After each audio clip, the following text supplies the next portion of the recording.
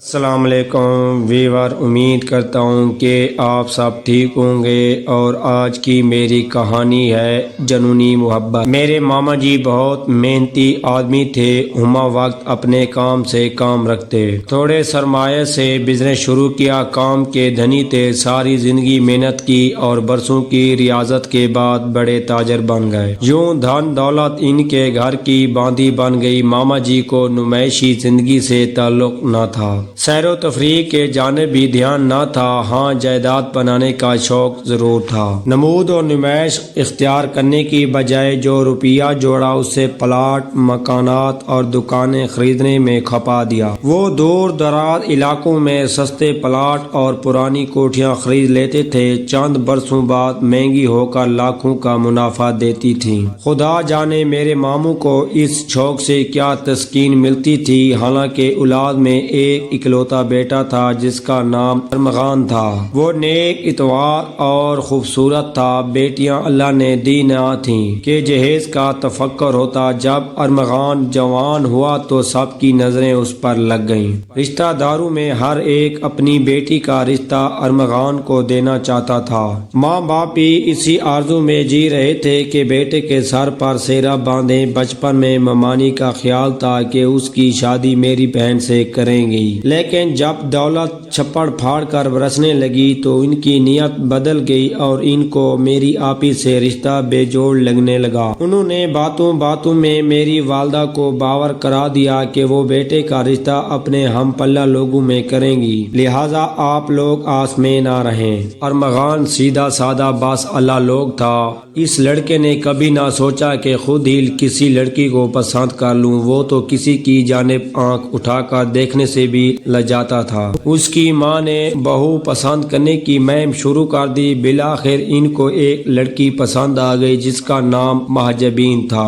ممانی ہر ایک سے یہی کہتی تھی کہ میں نے ارمغان کے لیے جو لڑکی پسند کی ہے وہ چندے آفتاب ہے۔ جوڑی کو چندے آفتاب و چندے مہتاب ہی ہونا چاہیے۔ مہجبین اپنے نام کی طرح سچ مچ چاند کا ٹکڑا تھی، مگر یہ چاند بے داغ نہیں تھا، وہ پہلے ہی کسی کی صورت آنکھوں میں بسا چکی تھی اور اس کے دل پر محبت کا داغ ثبت ہو چکا تھا۔ اس کو اپنا رشتہ ارمغان سے طے ہونے پر بہت قلق ہوا، اس طرح وہ اپنے محبوب سے بچھڑ جاتی۔ اس نے شہر کے ساتھ تعلیم حاصل کی تھی، اگرچہ گریجویشن کے بعد کالج کو خیر باد کہہ دیا تھا، مگر اس کے بعد بھی آپس میں روابط رکھے ہوئے تھے اور باقاعدگی سے ملتے رہتے تھے۔ مہجبین کے والدین آزاد خیال تھے، ان کو پرواہ نہ تھی کہ ان کی بیٹی سہیلی کے گھر کا کہہ کر کہاں جاتی ہے اور کتنی دیر میں واپس آتی ہے۔ بہرحال منگنی ہو گئی۔ ماموں ممانی بہت خوش تھے تو ارمغان بھی بہت خوش تھا کہ لڑکی کے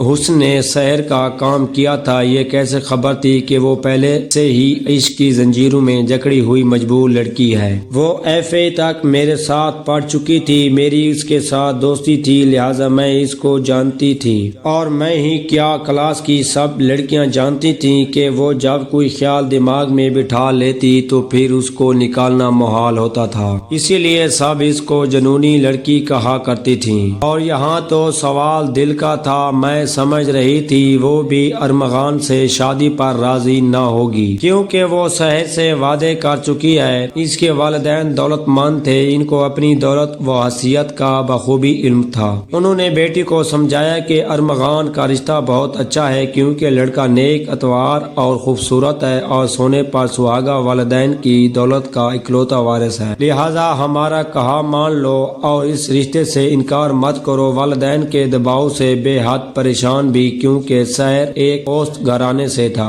جہاں زندگی سفید پوشی کے کفن میں لپٹی ہوئی تھی، اگر ہزاروں خواہشات کا گلا گھونٹ کر جینا پڑتا تھا۔ دوست ہونے کے ناطے مہجبین نے اپنی پریشانی مجھ سے بیان کی۔ وہ نہیں جانتی تھی کہ ارمغان کا رشتہ بچپن میں بھی میری آپا سے طے ہوا تھا۔ بہرحال وہ مجھ پر اعتماد کرتی تھی، تبھی کہا، شازیہ بتاؤ میں کیا کروں؟ میں اپنے والد سے مقابلہ نہیں کر سکتی تو کیا میں شہر کے ساتھ بھاگ جاؤں؟ ایسا مت کرنا، میں نے اس کو سمجھایا۔ والدین کو دھوکہ دے کر گھر سے بھاگ جانے پر جانتی ہو ان کو کس قدر صدمہ ہوگا۔ انہوں نے تمہیں پالا پوسا، تمہارے لاڈ اٹھائے ہیں، کیا یہ صلہ دو گی تم ان کے پیار کا؟ جبکہ شہر کے خاندان کے بارے تم جانتی بھی نہیں ہو، اس کا گھر دیکھا ہے اور نہ ہی اس کی فیملی سے ملی ہو۔ یہ تو آنکھیں بند کر کے کنویں میں چھلانگ لگانے والی بات ہے، تو پھر میں کیا کروں؟ تم سیر سے ملتی ہو نا؟ ہاں، میں تو اسے ایک ایک لمحے کی رپورٹ دیتی ہوں، ہم مسلسل رابطے میں ہیں۔ کیا تم نے اس سے بتایا ہے کہ تمہارا رشتہ ارمغان سے ہو رہا ہے؟